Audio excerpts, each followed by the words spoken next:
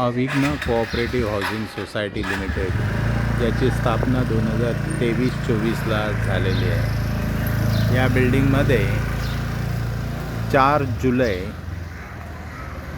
2026 रोजी जी अतिवृष्टी झाली त्यामध्ये हा जो आहे खालचा पॅसेज हा कोसळला, त्याचबरोबर मागच्या साईडलाही पॅसेज कोसळला।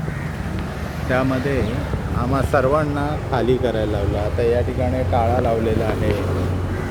आम्ही सर्व परिवार बेघर झालो। या इमारतीमध्ये 4 जुलै 2026 रोजी आणि त्याच्या अगोदर एकंदरीत 12 फॅमिली भाडोत्री धरून वास्तव्य करत होते। त्यामध्ये आम्ही 4 ओनर्स। आपण पाहू शकता अंशतः भोगवटा प्रमाणपत्र या बिल्डिंगला प्राप्त आहे 2016ला।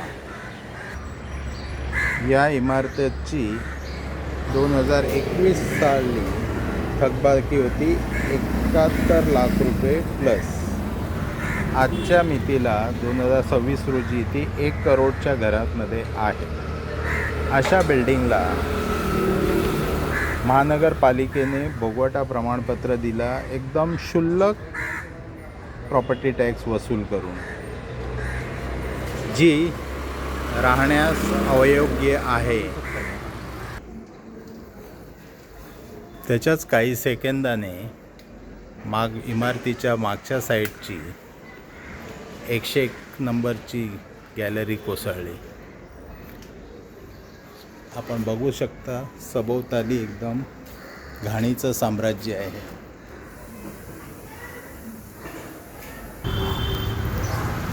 आता प्रश्न असा उद्भवतो की ह्याला जबाबदार कोण? अविघ्न कोऑपरेटिव्ह सोसायटी की बिल्डर ज्यांनी ही इमारत या ठिकाणी बांधलेली आहे, की स्थानिक प्रशासन ज्यांनी अशा घाणेरड्या कन्स्ट्रक्शनला भोगवटा प्रमाणपत्र देऊन लोकांच्या जीवाशी खेळ मांडला?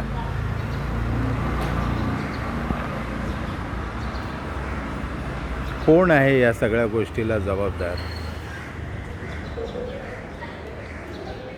असे अनेक व्हिडिओ मी यापुढे बनवेन। माझा 18 वर्षाचा थरारक प्रवास या ठिकाणी मी सर्वांसमोर मांडणार आहे। जो त्रास मला झालेला आहे, लोकांना झालेला आहे, तो या ठिकाणी वेळोवेळी मी मांडत राहीन। या सर्वाला जबाबदार कोण आहे?